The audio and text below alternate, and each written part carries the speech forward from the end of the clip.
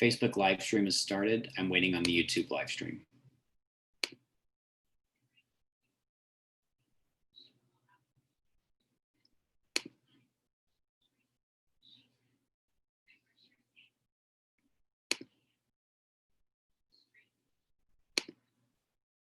YouTube live stream has begun.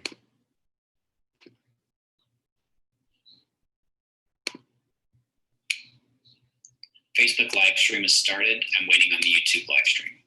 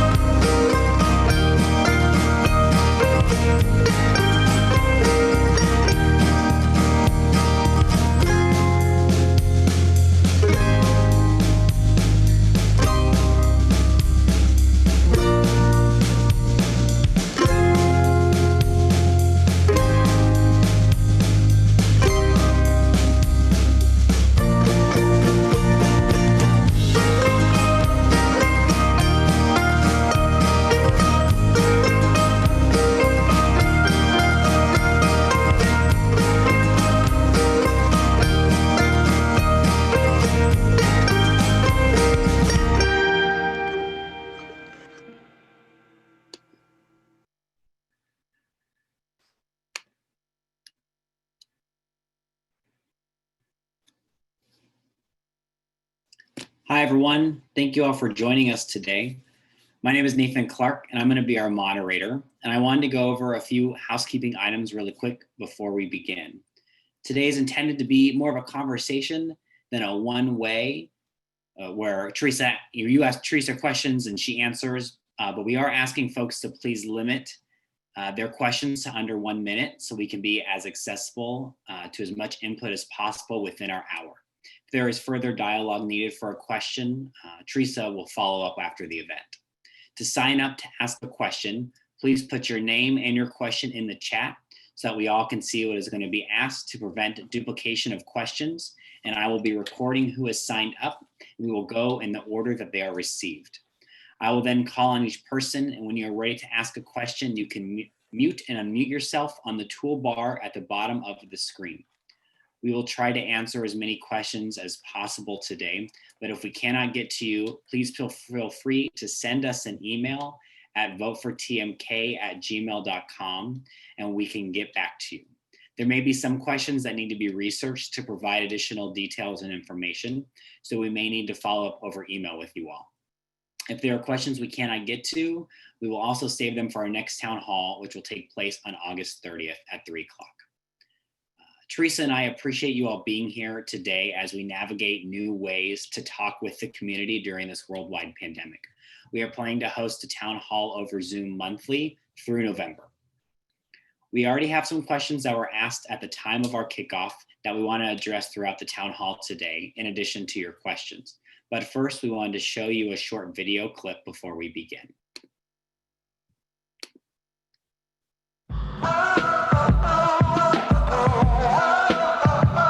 Think about what you love about Lake Oswego.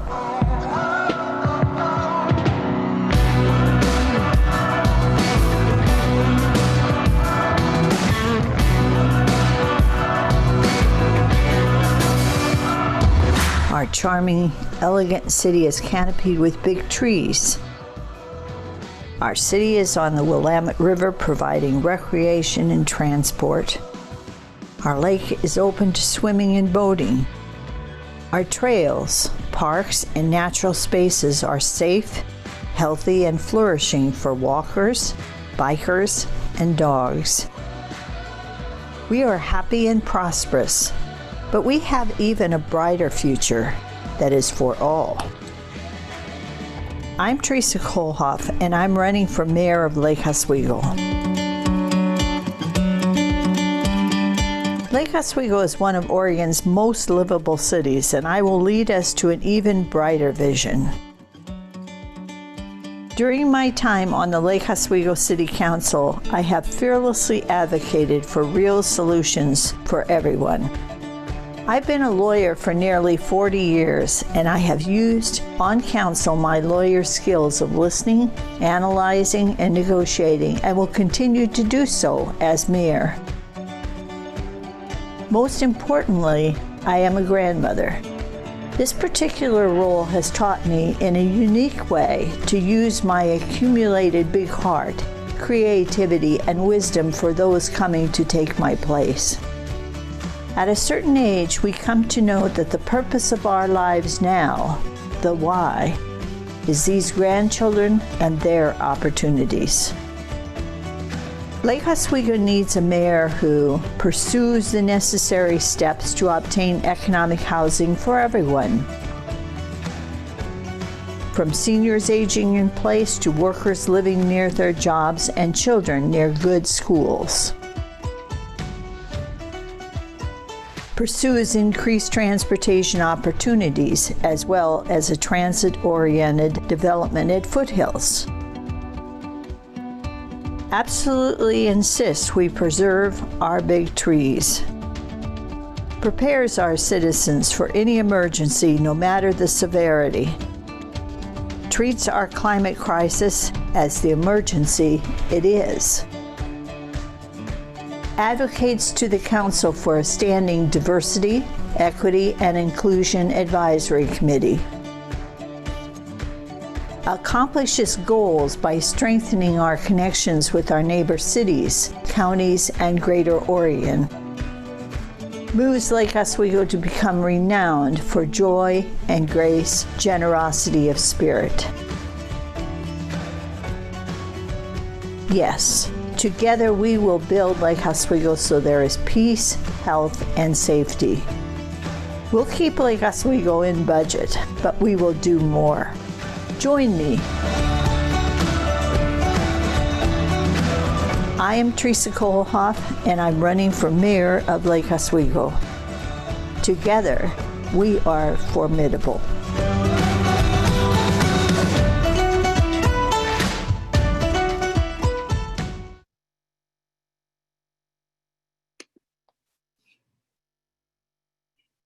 Excellent. Theresa, our first question today is regarding trees. One of your priorities has been to increase protections of our city's mature trees. When you are mayor, how will you build consensus on the council concerning preservation of mature trees? So I'm really happy to see everyone, even though I can't see you. And I'm enjoying the fact that we're having this conversation. So I hope that you don't hold against us some of the technical things as we all learn to get through this. Yes, as it relates to trees, I will be a champion. The part of that question that I want to focus on is consensus, because I think that people have been aware of the loss of the big trees. And I think that they have balanced as best they thought they could with other issues such as parking or economic development or something else. But the bottom line is we need to put our environment up front, and we need to clearly understand where we've come from and the actual history of the tree code and the various other plans that have been out there. We need study sessions that talk very plainly about the newer research that shows that the big trees are the one thing that we as a city do in fact control and can be part of the climate solution because of their carbon storage mainly, but other parts. And finally, we have to understand that not taking care of this, not preserving these trees is part of an old way of looking at the world, such as, you're on your own, as opposed to we are in this together. Thank you, Theresa. We're going to finish up this grouping of trees, and then we'll get to our first question. To be protected, is it necessary for trees to be regulated by the development code? My answer is yes. And the reason is I believe that the big trees are of such importance that if necessary, they drive site planning and development. I understand that the tree code looks to some reasonable alternatives before removing them.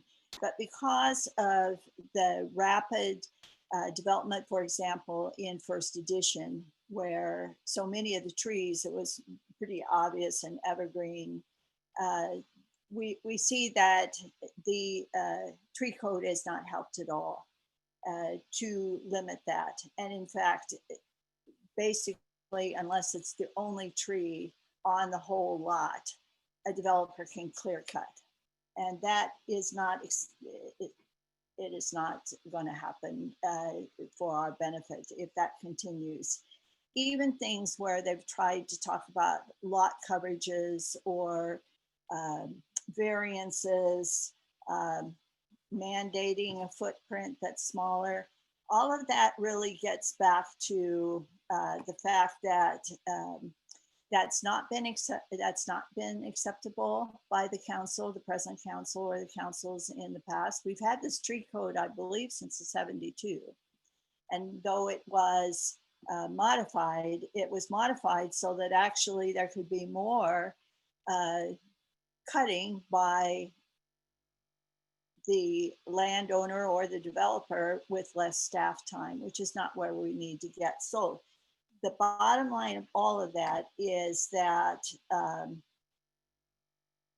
we're going to have to take it into the development code, and in the short run have a moratorium until such time as we can wrap our brains around what we're willing to accept in order to save these trees and save ourselves. Thank you. What are your plans for protecting trees in Lake Oswego, such as our giant Douglas firs?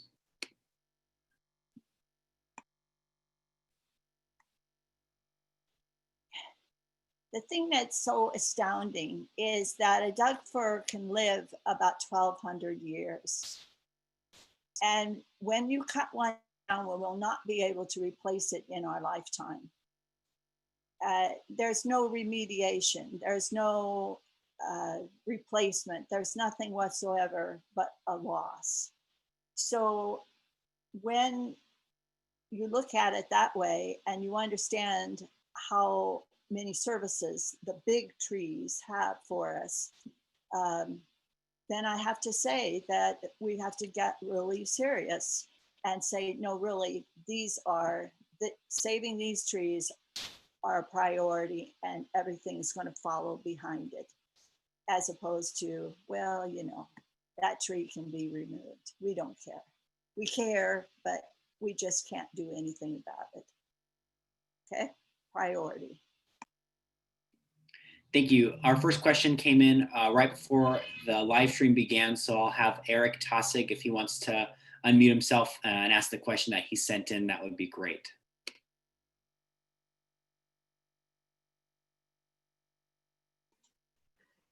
Hey, sorry, Nathan. I'm juggling kids here and in and out. I wasn't expecting to read it. I thought I don't really have it in front of me. I'm sorry. I emailed it in thinking you guys were collating them. That's no problem, Eric. I'm more than happy to kind of do a little bit of a summary if that's fine, and ask the question. Yeah, that'd be great. So Theresa, Eric wanted to know, he says it's really important, more than policy issues, is how our local leaders foster civility by exemplifying it and leading by example. So how would you address incivility in the city of Lake Oswego when you become aware of it? And then what would you do if you witnessed or became aware of that was perpetrated by a supporter of yours or a staff member at the city? So one of the things that you learn as you get older is that today you may say something that is really annoying to me, or I can truly annoy you. And then tomorrow we have to regroup. And that's specifically the truth with the council, where after every vote, you have to reboot. In other words, you absolutely must be collegial. Civility to me is what you have to model personally, so that if you act in ways that are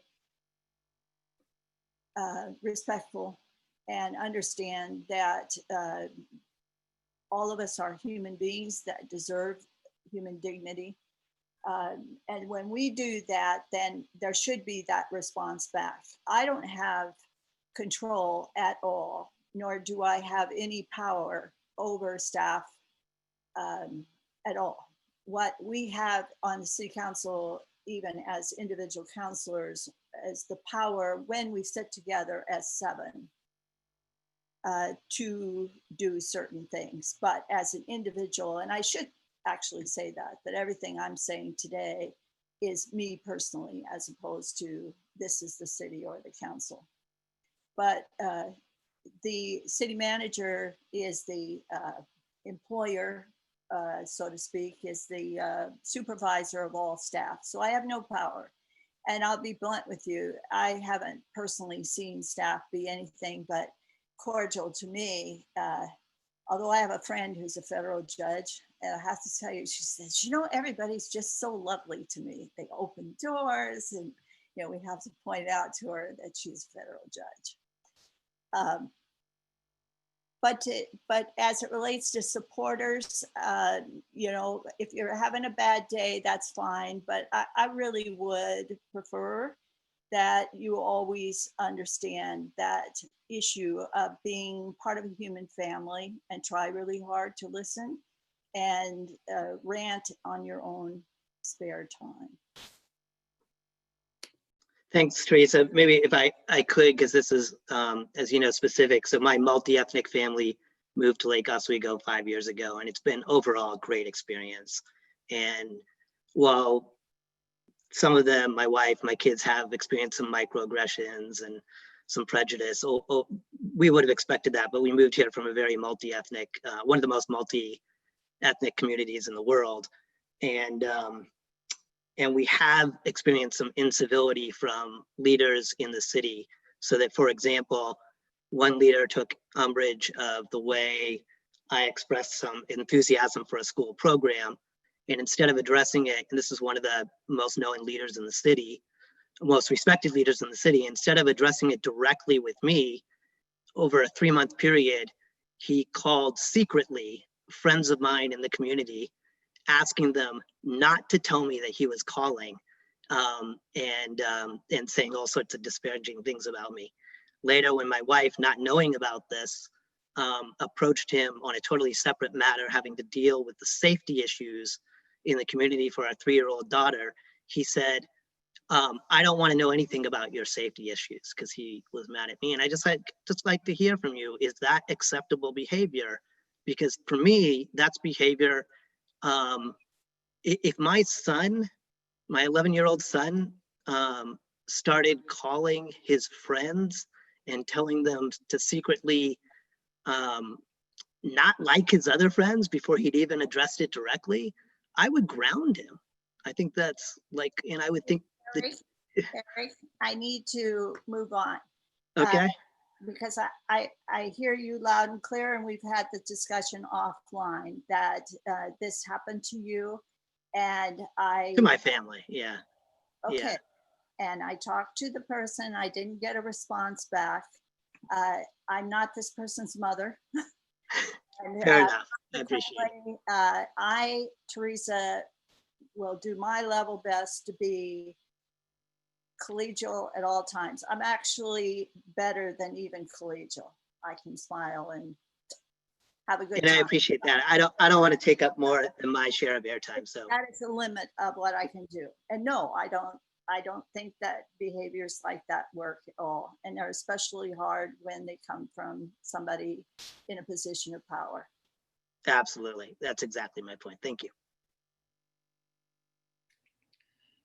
Theresa, our next question is there a committee of disabled people who could discuss issues they have experienced in the city? This is a very interesting question, and it was asked to me, and I didn't have an answer.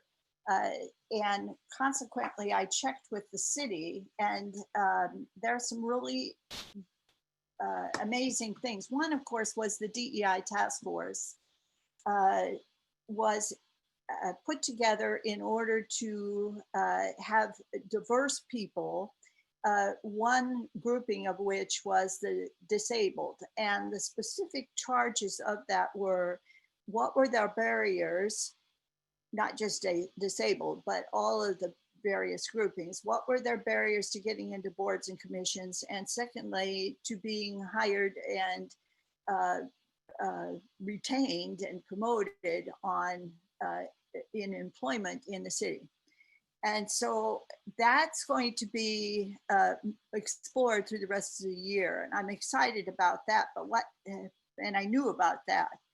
And I'm looking forward to their conclusions. What I did not know, however, is that, and I just didn't even think about it this way, is about ADA type violations.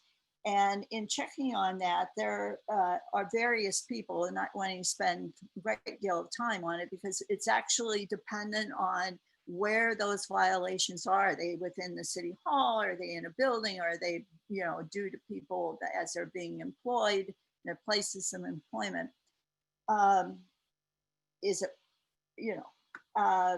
but there is actually going to be a task force that comes out of primarily starting with the engineering department, but they're working up a transition plan, and that will be displayed on our website so that a person who has a violation might, or a problem or a barrier, can go to the website instead of run around like a crazy person trying to figure it out. So real progress. Thank you. Our next question is from Dave Beckett.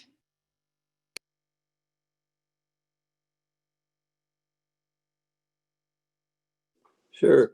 On the Oregon legislature over a year ago passed HB 2001 and 2003. Any property zoned for single family residency now must be permitted, not required, but permitted to put in a multifamily or duplex properties. And there's other provisions for even larger residences. How do you feel about that, and how should the city proceed to accommodate that law? So thank you, Dave. 2001 was a supply side build. And the home builders have always said that we could fulfill our affordable housing needs if only we could produce more housing. More housing would produce more housing. And in that regard, this particular bill is more an issue of supply as opposed to affordable. So the supply, I think, is going to work out really well, personally. Once people understand that it's not going to happen overnight, that yes, you have to allow a duplex anywhere there was a single family home in any part after a certain population. I can't remember what it is, but Lake Oswego is within that population that it's going to apply to. And we will, as a city, then be able to work on siting and certain design things that I think will make it work just fine. The DLCD has on its website, and has been working on this for some time, all of the various code provisions that would be in their model code. And if worse came to worse and we were stuck with our model code, I would think that that would probably be okay, but it would be my preference and will be I believe, the council choice. I mean, they've expressed the preference to write their own code. And I always like taking care of our own business, even if it is more work, but I think it's going to be fine. I do. Thank you. And on that same train of thought, Theresa, what strategies would you implement to increase affordable housing stock in Lake Oswego? Well, that's what I thought Dave would come with. He and I have talked about affordable housing a number of times, and it's a complex issue.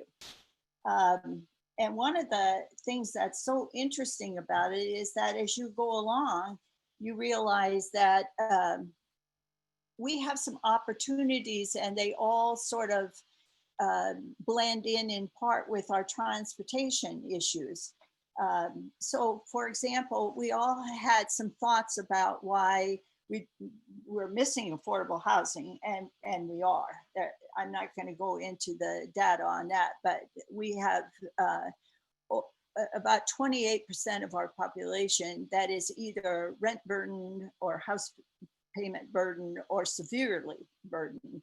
So the people who live here right now have some distinct issues with being able to stay in their homes. So the research is actually very interesting, and it comes down to the major reasons why we're not getting affordable housing is, of course, the cost of land, and also the lack of appetite for developers to do this kind of housing. And so consequently, one of the biggest issues we could assist in would be to contribute land that we already own or that we could purchase. And I have lots of thoughts, but I'm going to keep it to just one. And in researching for this, I got really excited because everyone knows that where the Boone's Ferry mobilization lot is, I believe it's actually 2 lots down close to Renaissance Homes, and you'll see all of the equipment and so forth. The city purchased that, and that's ours. So when that mobilization is done, we have to, in the short run, get it rezoned. But that's a perfect place for affordable housing. Perfect. It's flat. It would get about 31 units. You're very close to shopping, to medical services. And the thing that jumped out at me as I was researching, is very close to the Southwest Corridor MAX terminus in Bridgeport. And that would be fantastic because we need to get ahead of the purchase of all that land before it gets out of sight, and would be a transit-oriented development that Metro, with its bond, could help us with. And Metro is interested in helping us because we're what they call a resource-rich community, and they would love to get somebody, love to get a development there. So long and the short of it is, I hadn't actually thought about the Southwest Corridor Max, and that's dependent. It's going to happen, but it's dependent on Metro's bond passing in November 2020. So long and the short of it is, probably my favorite is that Boone's Ferry project. I have many other ideas and we can talk offline about those, but that is my personal favorite at the moment. Thank you. Our next question is going to be from Darren Ash.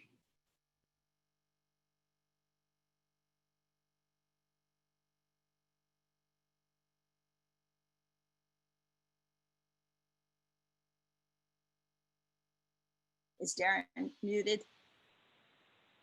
Sorry about that. So you touched on it a bit already, but what do you plan to do to increase racial equity in Lake Oswego, in particular to make BIPOC people feel welcome and make living in Lake Oswego just as accessible to Black people as it is to white people? So let me just step back a second, because there's a lot of confusion about what we've done. And obviously, we have been through very rapid change here recently. So originally, when I got on council, we were talking about trying to get a policy that people could follow that showed that we wanted to be a welcoming community. And we were emphasizing more diversity, equity, and inclusion, not so much just race, okay? So the DEI task force was put together after that to allow the people themselves, their own voices, to say what it was that was causing barriers. And they're still working on that, and COVID threw them off by 4 months, but they're back working on it. Then, as we're well aware, COVID also was a time where, the issue of police outstripped every other form of question about DEI. I think that's fair to say. And rather than have it, the DEI task force, which was not race-based, and it was not race per se. It was all of the various dimensions of diversity and how it played out in equity and inclusion. It was decided that we would have the council have that as a very specific initiative on police. So the short answer is we are in the process of putting that piece together, and we've had some training even here recently as we were trying to get the boards and commissions selected. To answer your question, the biggest problem from my perspective is that a lot of times, and I believe it was Eric that was talking about microaggressions, if it's not happening to you personally, it's really hard to pick up on what's going on. You're fine. Let's say that you don't get stopped by the police. And if you did, your experience was X. It's really hard to know what it is that people are talking about. So part of what we're hoping to do is to find out what the real problems are directly from the people who have experienced it, as opposed to myself, who doesn't necessarily experience those. And that piece of the authentic voices talking outside or in situations where there could be privacy will definitely be part of both the DEI task force and their focus groups, as well as the focus groups for the police. Everybody's highly motivated for that. But let me just add one more thing that's a little heartbreaking, is that as we've started to unravel a lot of this stuff, it isn't necessarily 100% race. There is far more evidence of diversity problems over women. And when people start to say, well, you know, the police, they did X, Y, and Z in the 80s and the 90s and so forth, as it relates to Lake Oswego, a lot of that was in reference to women. So we need to not solve Portland's problems. We need to solve Lake Oswego's problems. And so as far as I'm personally concerned, we're going to be honest, and we're going to be looking forward to better and more hopeful behaviors and enforcing those, and not spending every waking moment trying to shame people. We want results, and we don't want people. I think there has been a great deal of trauma, and we're going to deal it from the perspective of trauma-informed care. And I think you're going to see some things come out at least by the end of the year. That's the plan of the council, and I hope that that's in fact true. Or you count us out as losers, but that's what we're doing. I'm gonna skip around real quick because we had a very specific follow-up question regarding what you just said, Theresa, from Carol Stout, and she said, "Can you tell us categories of problems for women?" When you mentioned that. Oh, that one is easy. It was even in the New York Times that domestic violence is a huge problem in Lake Oswego. And women came in, and for whatever reason, they didn't get the hearing that they needed, and basically left because they didn't feel safe.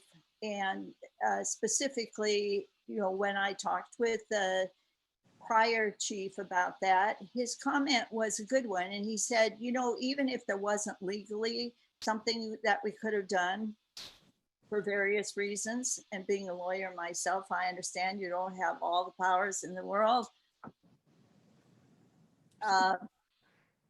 They didn't leave feeling safe, or safer, I should have said. So that is specifically one. As it relates to the police in terms of whatever behaviors went on in the 80s that we don't want to get too deep into. They were not right, and lower our ability to trust that they're going to do the right things. So those are two things right off. And of course, it's very difficult for women to be put on our boards and commissions right now, on the major ones, other than the two counselors who are on the budget committee. They don't have any women. Okay? Not a one. There's something funny about that. You keep bringing up another question someone's just asked, so I'll go to that one as well. Darren, I promise we'll get back to your late questions because Theresa has made some time to talk about that. But Theresa, Nancy Osborne just said, how do you see the city getting more people of diverse backgrounds and women on boards and commissions? And how can we get more diversity on the city council?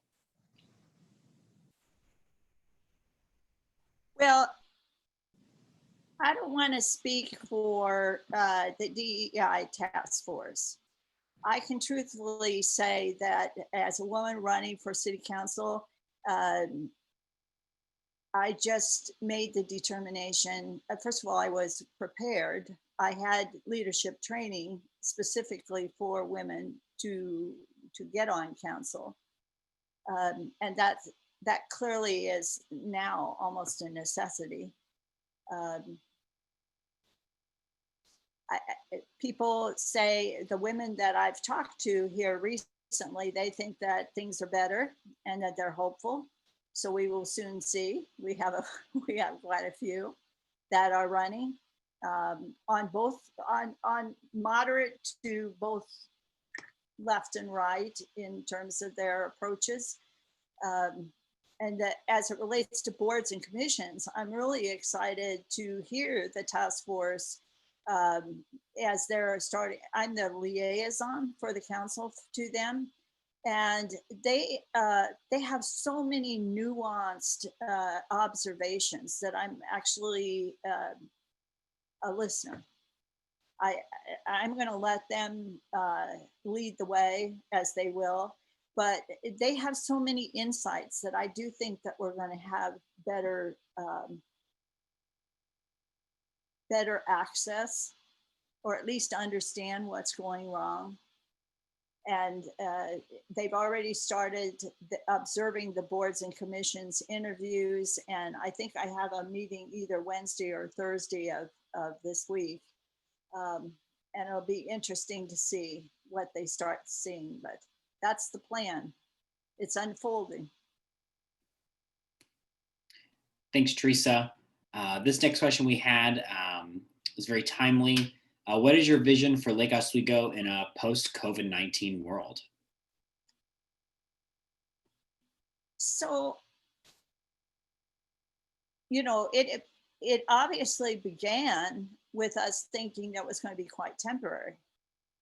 And that appears to be slowly dawning on us that that's not in fact true, that we're going to have to pay attention going forward. A year longer? Who knows? And our demography here in Lake Oswego is pretty interesting in that we have people my age and older that are, let's just say for the sake of argument, that we're about a third. And then you've got the people with young children or children with the school, and let's call that a third, and then just a mix of other people. So our various demographies need different things, and we've had our needs met by certain systems, and we sort of understood those systems, and we sort of didn't. So as far as I'm personally concerned, if we start to really embrace the idea that this is not going to go back the way it was, that certain things that we relied on are not going to be able to hold up financially. I don't know what in God's name the restaurant industry is going to do. We spent, prior to COVID, a lot of money going out to restaurants. And if that is not the case for another year, can they just suddenly pop up with ambiance and restaurants, or is that a lifestyle of the past?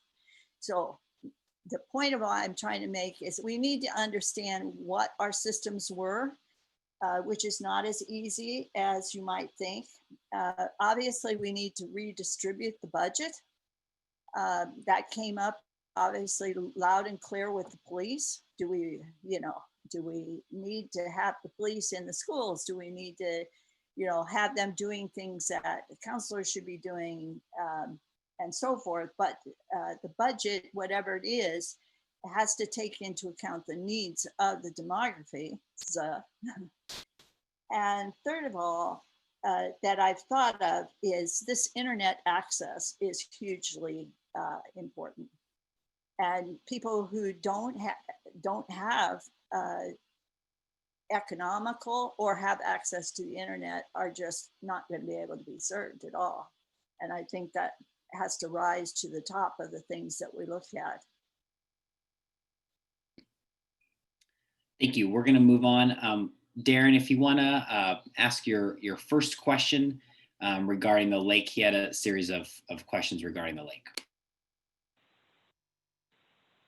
Yeah, I had some long, I guess, multi-part questions, but the first one was in your intro video, you had mentioned your vision was to have the lake accessible to everyone. I think that's what I read from it. So is that correct? And my first question about the challenges, other than the legal challenges, is as it is right now, the lake gets pretty crowded on a hot weekend or on a holiday, kind of pushing the limits of safety. So if boating was accessible to everyone, how would that overcrowding and safety issue be addressed? Darren, I actually was given a series of lake questions in the kickoff. So I'm going to go through those because they were similar to what you've asked. I didn't think that I had in the video one thing one way or the other about about ownership of the lake. I do know that there are places in the lake that it is true that people can swim, and I'm also aware that you would be able to boat if you went, for example, to a home of somebody who owned a house on the lake and go water skiing. But I don't have an easement. I have friends on the lake and have never, water skied, which would be a really horrifying thing to watch me do. But so that wasn't my point in the video. But leave that aside. The first question is, do I think that the lake should be unrestricted? And I think that's a fair question. And whether or not the legal situation comes out so that the Supreme Court does make the determination that the lake was a navigable waterway in 1859, and that the state has to allow some usage for the public. There are going to be restrictions. I mean, for the reasons that you just pointed out, that it is not capable of mass numbers of people doing specifically like the motorized things. I can't fathom that. So there's going to be restrictions regardless of how that turns out in the court.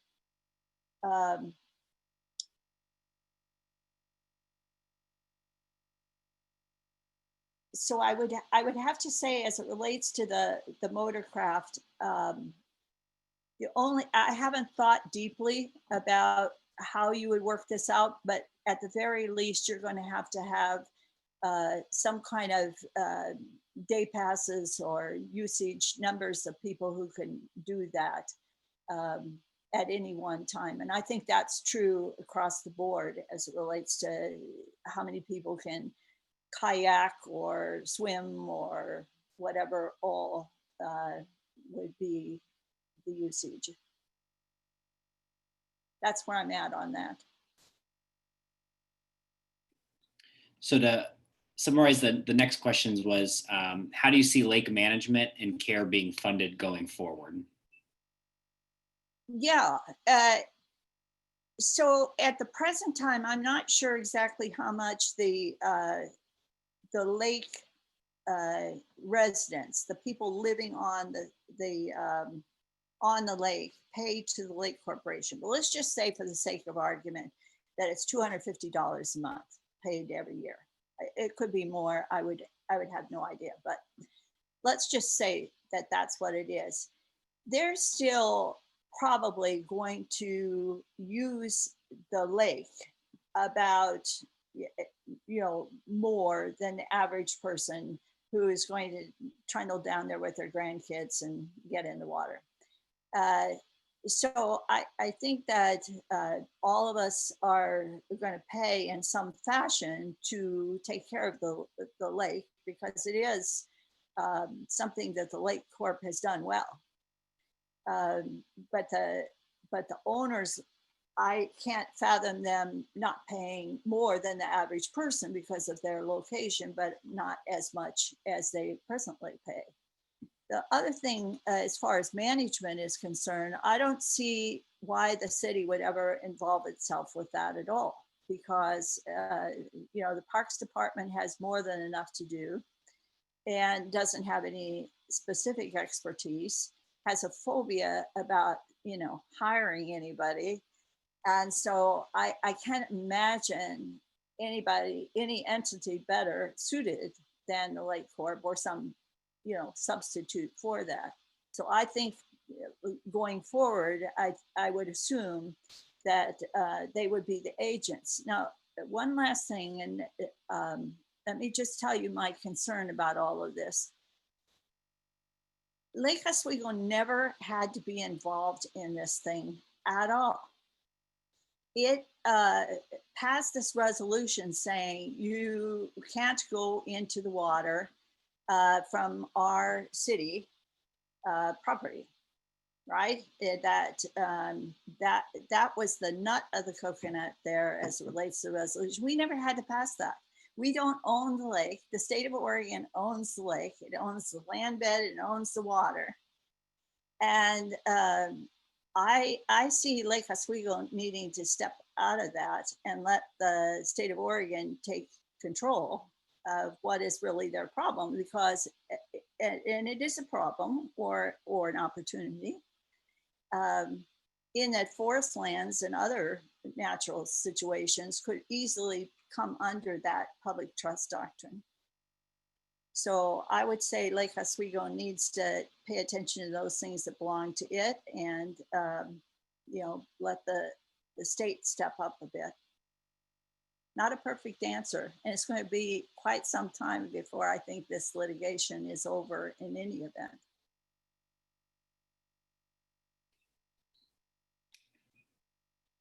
Perfect. Our next question is from Monica Delzit.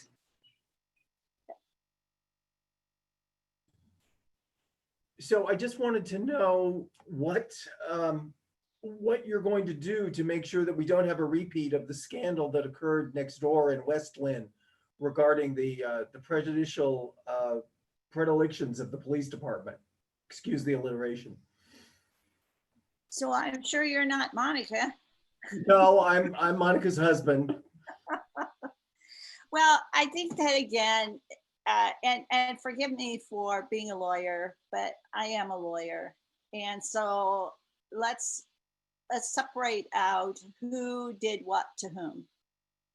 The situation in West Lynn, the only part that had anything particularly to do with Lake Oswego was the fact that the Timaeus went from Lake Oswego over to West Lynn. We had nothing to do with the fellow that did the bidding for Timaeus and caused the big scandal.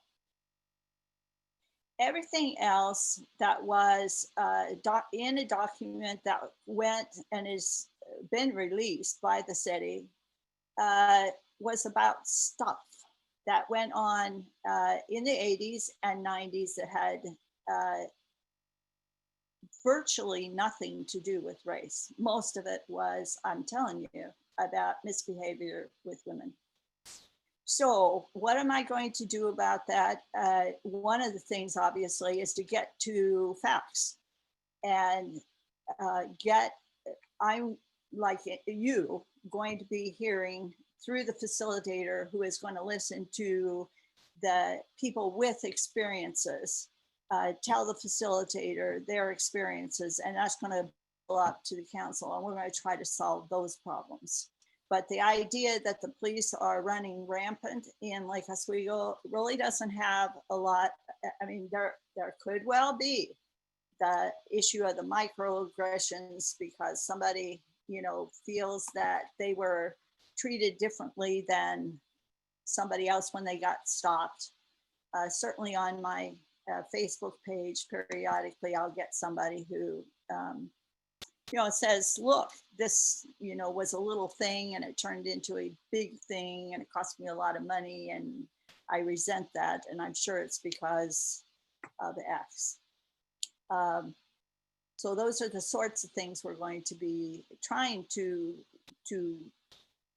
resolve, but we're not going to, leap out there and implant, the crown of thorns on the police for things that they haven't done here. Or if they did do it, it was 30 years ago. Theresa, we have time for one final question, and this one will go to Betsy Wasco.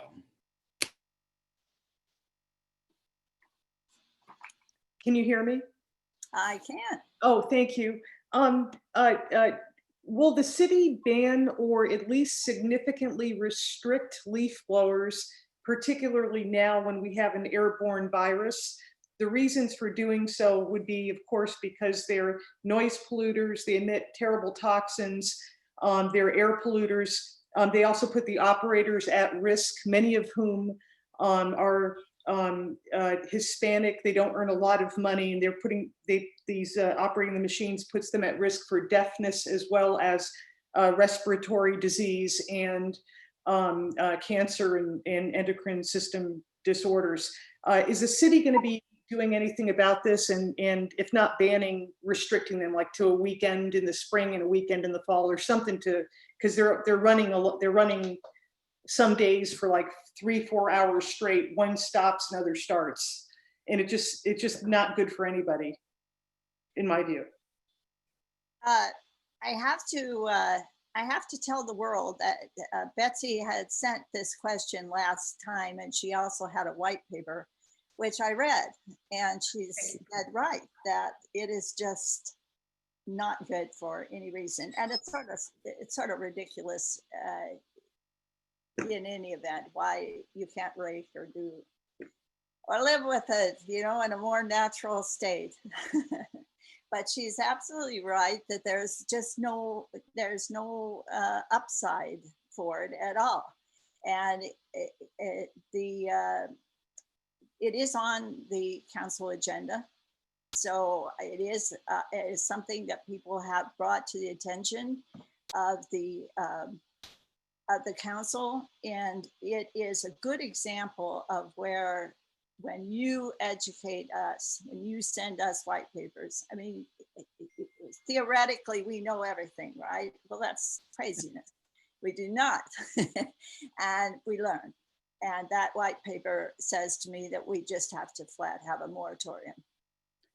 And it doesn't help me to say, well, we're just going to let this group, we're worried about this group. What is the difference between one person's hearing and another person's hearing? That it's a danger to everyone. And so I'm for a moratorium.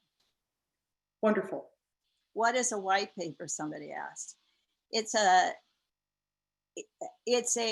study, research. It's not Vogue magazine. It causes you to realize that you're not a scientist, and it has a lot of stuff that backs up everything that the general statement. And I didn't understand all of it. I'm, as I say, a lawyer and not a scientist, but I got it loud and clear that there was no real benefit. And there was and it should be as an emergency moratorium right now, especially during COVID. And we might just forget to lift the moratorium. I don't know. All right. Thank you all so much for being here today. That's going to be our last question. We really appreciate taking the time out of your Sunday afternoon and spending it with us. I want to give a couple quick thank yous to the Water Tower Band who created the intro music for us, to 12-1 Productions for the wonderful video production work, to Denise Dodson Photography, to Arrow Sound Studios for the upcoming outro music, and to Clarity Sanderson for her media help. We will be hosting a virtual town hall monthly through the election, with our next one being on Sunday, August 30th at 3 o'clock. And I hope you all have a safe week. And I would be remiss if I did not remind folks to please wear a mask when you're out in public, wash your hands frequently, and stay home when you're sick. Thank you all so much for being here, and I hope you have a great day.